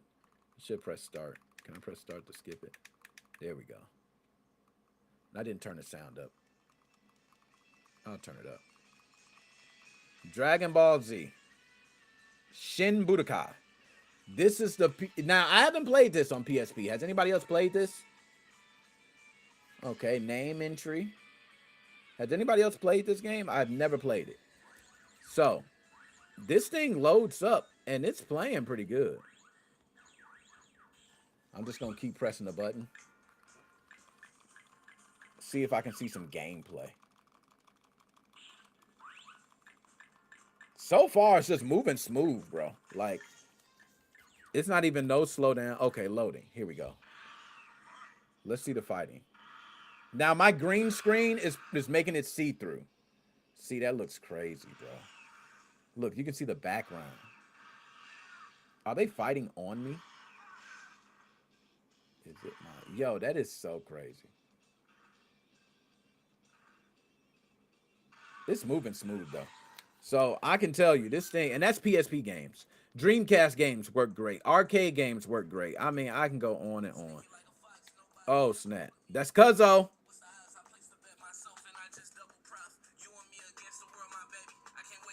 I see I got music going and everything, and it switches songs automatically. Didn't have to do nothing. You can take the SD card out, put it into your computer, and everything's right there. The folders, it's not hidden. It's not you got to do any weird things. This SD card is straight up, it works. Now, I believe this is a 64 gigabyte SD card. If you want a bigger SD card, just copy the SD card, put another one in. Simple as that. All right, so I got to say big shout out to AISLPC. Big shout out to them. They actually sent me this device, and they asked for an honest review. A lot of people don't know I got multiple devices that I get asked for honest reviews, and this one beat them all. I had to be honest. Beat them all. I had to tell them. I actually emailed them, bro, and said, yo, I'm not going to lie. I'm pretty impressed. I'm pretty impressed because... And then also the headphone slot, right? I put the headphones on. I would boom, boom, banging music and, you know, playing the game. Yo, I'm not going to lie. If I travel, not going to roll. Matter of fact, when I go to Michigan, this is coming with me. This is something I'm going to play when I'm on the crapper, right? This is like, oh, man, you can hook it up to the TV too. So if you want to take this on the road and say, hey, let's play together, you could take it. And you can play on this while somebody else can play on a controller on the TV. So you actually can play two players with this. I mean, I can't go on and on. It is wired controllers. It's no wireless. So that's the one thing. If it could have Bluetooth, setting it over the top. Those other devices probably do. I do see a lot of their other devices, like their new arrivals, the RG52 Mini. I'm sure probably has built-in Wi-Fi. I didn't look. Let me see if it does have, built-in Bluetooth, excuse me. I'm not even going to go through that. I can go through that all day and be looking at specs and stuff. But nonetheless, let's move on to the last one. Product of the week, AISLPC.com. Go check them out. A matter of fact, I'm going to put the link there because I want them to get the respect. All right, they need the respect, and that damn product is great. And I think even like Ambernick, right? I think Ambernick's a pretty good company, but holy hell, they need the respect for this one. They need the respect for this one. Matter of fact, I should email them now, right? I'm going to email them now and say, I'm talking about you live, bro. You know what I'm saying? Oh, hold up. New EA playtest available. August 27th through September 10th. Was I supposed to say that out loud? And it ain't guaranteed. Don't mean I'm automatically going to be selected to participate. But there is a playtest going on. All right. Okay. I think I'm going to do it. I'm going to do it. So I'm going to be signing up for a playtest. My bad. And for those who do not know, I got a lot of playtests and other things. I shouldn't even delve into my email because, see, I start working on the clock and I'm working. Look at you, Nick. Anyways, let's move on. Okay, let's move on to last but not least. And I put that in the chat for everybody to check out. Right? AISLPC. Shout out my dogs. So, last but not least, this is the hottest segment of all of gaming. Everybody know what time it is. People are going crazy right now over this. I guarantee there's a comment being put up right now for previous clips of choose your fate.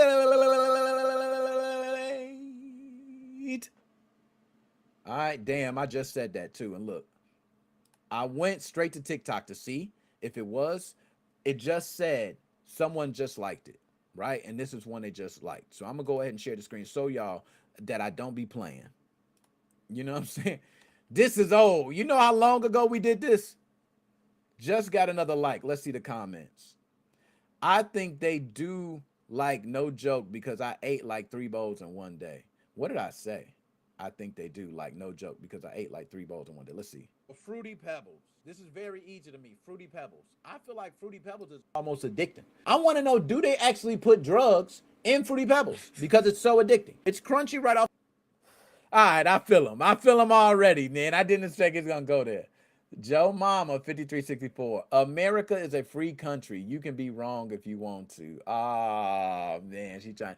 Fruit Loops is fire, but it ain't better than Fruity Pebbles. I'm telling you, they put crack in Fruity Pebbles. I almost crushed a whole box in one sitting after not having them for a whole year. I'm not going to lie. I want Fruity Pebbles right now. I want the Fruity Pebbles with marshmallows right now. I honestly mix these two. Oh, man. My man owns something. My man owns something. I can't hit him with a like. I might be biased. You know what I'm saying? I might be biased. I got to leave it so everybody comment. But nonetheless, that is how we get down for Choose Your Fate. So we're going to jump right into it, man. Choose Your Fate is where we put 2 tough head-to-head choices. You must make one. You cannot pick both. You got to stick to it. That is it. That is it. All right? So without further ado, yeah, let's get straight into it, man. All right. Bye, yeah. Ooh, hold on. Let me see if I can get this where it's good for both parties. Okay, this could be good because I can make it for both parties. Like, I could clip this up afterwards. You know what I'm saying? We might do this. We might do this. Hold on, let me see. Vertical viewers can see it straight. But I ain't gonna lie, vertical viewers. We might have to switch it up. Like, if I do that for y'all, can y'all see it? That's better. That's better. Y'all, I ain't gonna lie. See, I do edits afterwards, so everything got to be perfect for my edits. I'm sorry, y'all. We just gonna have to rock with this. If you are a vertical viewer, I will say it for you for the head-to-head choice. How about that? All right. That way, make it. So, here we go. Who wins in a head-to-head battle? I don't even know if who wins is the proper term in this one. Let's just say, which multiplayer lobby is more toxic? Call of Duty multiplayer lobbies or Halo multiplayer lobbies. Call of Duty lobbies, very easy. Call of Duty lobbies are the most toxic lobbies in all of gaming. And I want to debate that with any of you. If any of you think there is lobbies of any game that is more toxic than Call of Duty, let me know. Because Call of Duty, you hear every slur there is.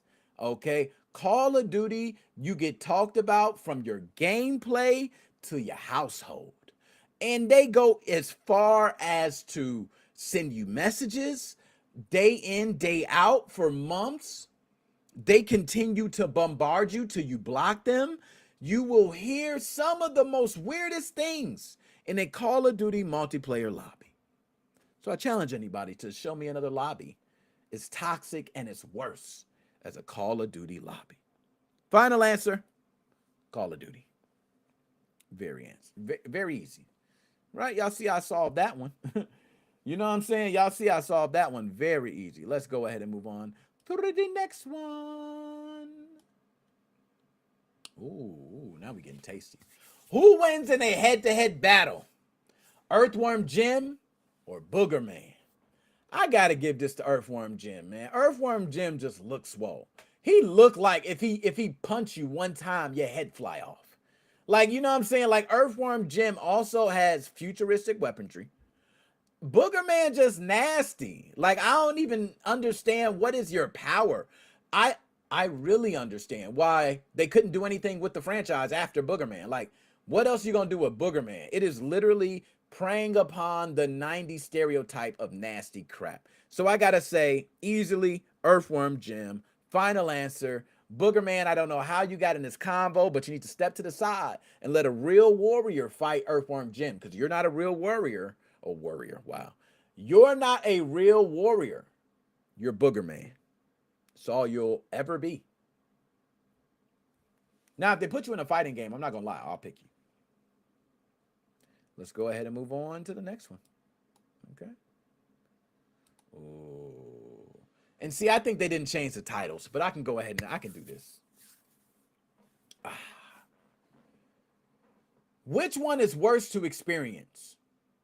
A blue turtle shell on the final lap, or one hit KO from an infinite combo in a fighting game? I can tell you, one hit KO from an infinite combo is by far the worst. You don't stand a chance. It is literally you're touched one time and the match is over. At least if I'm on the final lap and I'm coming around a corner and I get hit with that shell, it's a possibility someone could also hit me again and bump me across, or someone could do something to spin me across first.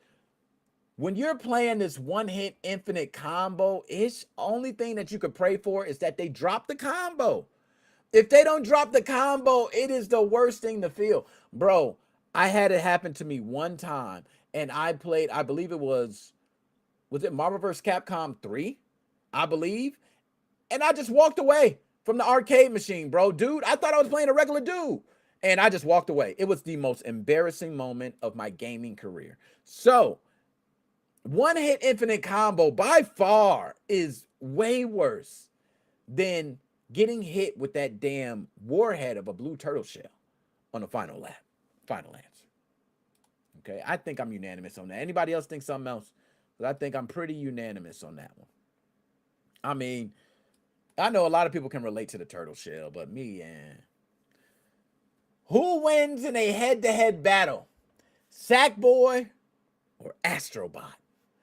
I don't know much about either one of them besides they're both PlayStation mascots. I love Sackboy more than I love Astrobot, but I gotta be honest, if we're talking about who wins in a head-to-head battle, I gotta go. I'm gonna say This is a tough one, y'all. This is a tough one. I don't know, man. I don't know. I'm going to have to say Astrobot. I just think being a robot, having the ability to... I don't know shit about Astrobot. Does Astrobot use weapons? Like, yo, you know what I'm saying? I got to find out. Does Astrobot use weapons? Somebody let me know. I've never played Astrobot. Okay. So let's see. And Astrobot. And then also Sackboy is the other one, right? Because I need to know that Sackboy got... I know Sackboy. I play with Sackboy. He can pick up some weapons. Okay? So, I will say... Does he have weapons, though? Where's weapons?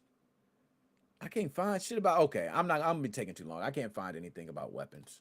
All right, so, I don't know. I'm just going to have to say Astrobot. He's a damn robot. I'm sorry. Sackboy is Yarn. Like, Yarn versus a robot. This is very simple and easy. I think Astrobot is going to be faster. He's going to be stronger. He's going to have better weaponry. He's going to be able to, you know, think about decisions faster. He's going to win in every single category. I think Sackboy does not win in much. I'm not sure what Sackboy wins in. This is a demolishing by all factors by Astrobot. And I don't even like Astrobot. I actually love Sackboy. But Sackboy, I got to keep it real with you, man. This ain't the war for you. You need to step to the side. You better get with, go fight one of them clay fighters or something, because Astrobot ain't it. All right. Final answer, Astrobot. Let's go ahead and move on to the next one. Ooh, woo, woo, woo, woo. My retro gamers, where y'all at? Okay, where are y'all at? Which controller wins in a head-to-head battle? I'm not even going to say wins. Let's do that better. Which controller is better for you? Nah. I don't like that. We need something more. We need something with a little pizzazz. Something that's going to make you... Which controller is more iconic? The Xbox Duke controller or the N64 Trident controller? Ooh, which one is more iconic, huh? I'm going to have to say it's a tough one, man. I'm going to have to say the N64 Trident controller, because no controller we have seen yet has come out with that form factor or even tried to do that. That controller is in a league of its own. It actually worked with all the games. We were playing those games back then and we moved very well. But if you try to move that now, you're moving like crap. I did not like the, you know, the different buttons, like the 6 buttons. I hated that. But nonetheless, I wind up getting used to it. The Duke controller was just so huge, bro. It's iconic as well. But the N64 Trident controller is by far way more iconic. It is one of those controllers that when you see it, you recognize it from a mile away. Everybody who sees it knows it. And they know that analog stick because it was always broken on most controllers because we rotated the hell out that thing. So I got to say N64 Trident controller. Final answer. I think I killed that one. I think that was an easy one too.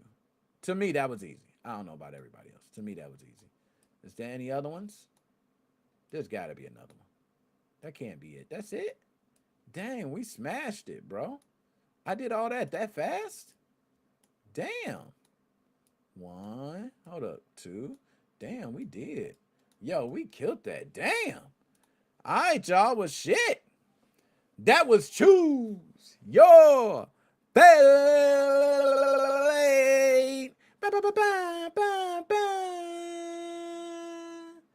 Yo, big salute to everybody, man. I appreciate y'all being here, tuning in as always. You know, I usually take out the show, put the link there too. So I'm gonna put the link there. DJ C Money usually come through too. Just to give us the outro. DJ C Money. I'm gonna let you hit us with the outro and I'm out. You know what I'm saying? Ab, I gotta holler at you. Ab, we gotta do clips. As a matter of fact, Ab, I'm just paying you a retention fee. All right, so you just gonna get a retention fee. So expect some ducats coming your way just for being there, man. You got a retention fee coming because I need you. I really need you, bro. You know what I'm saying? And I haven't had the time to work with you. All right, and that's on me. That's on me. So you get a retention fee. So I'm gonna throw some ducats your way on the strength. On the strength. You know what I'm saying? You're gonna be damn. Okay, I ain't even do the work. That's from me to you for saying, yo, thank you for being there, staying there. You was ready for me the whole time. It was me. There go your bread, dog. You know what I'm saying? That's how I work. I'm a real one. All right, I'm a real one for it. Other than that, y'all, shout out to everybody. Yeah. Thank you, Ab. That's what I'm saying, man. That's why I got to cut you in on the contingency, man. You know what I'm saying? Little fee to say, hey, man, thank you. All right, so anyways, y'all, we gonna go ahead and take this shit out. Yeah, DJC Money, I sent the link, bro. If you don't see it, you don't see it, my bad. Other than that, we out, y'all. I'm gonna put up the main screen so I can say all my little last things without having to choose your fate up. There we go. And I like the little chat showing right there. Anyways, y'all, Michigan Retro Game Expo, August 29th. Catch us there. I am going to be so excited to see you there once you're there. Everybody, come say hi. If you see me, I want y'all to just say what's up. I'm going to be there with my daughter, my wife. You know what I'm saying? Everybody going to be there, man. I'm cool. Like, I'm so happy for this moment. We being accepted to Michigan Retro Game Expo. I don't know. It's just different. Like FAN EXPO Chicago was very big. This is a lot smaller. So just an intimate one. So nonetheless, it's your boy NickMoses05. Mo-fan. Wham. It's your boy NickMoses05. DJC Money, the link right there. You got to click the link. What you doing, Money? Money, what's that sound? Is that me? Yo, I think that's this. Hold up. Let me see if I can turn it up. I just love that. It just plays music, man. And then I can go to anything. Y'all see that, man? Hold up one more time, y'all. The RG. Look, I even put some Saturn joints on there. I got some personal Saturn joints. I put the Saturn joints on there myself, y'all. All right, let's see if they good. Because y'all see a couple of them. All right. One of my favorite games on Sega Saturn, just so people know. Guardian Heroes. Let's give it a shot.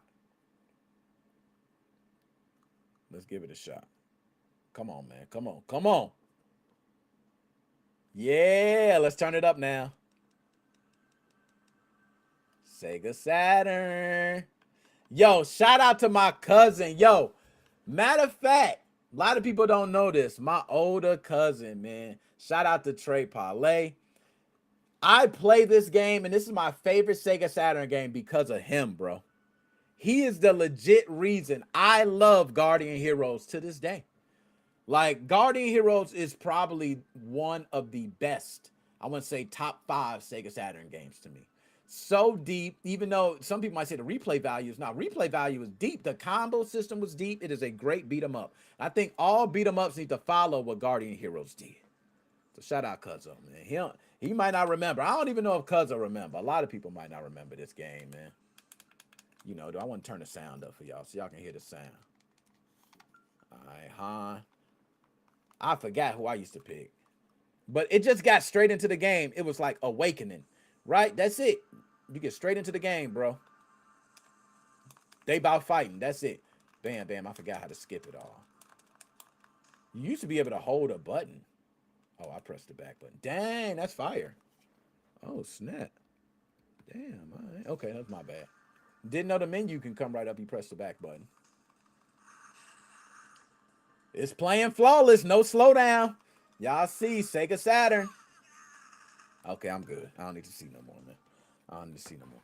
Y'all, it's your boy NickMoses05. Mo fam. We out.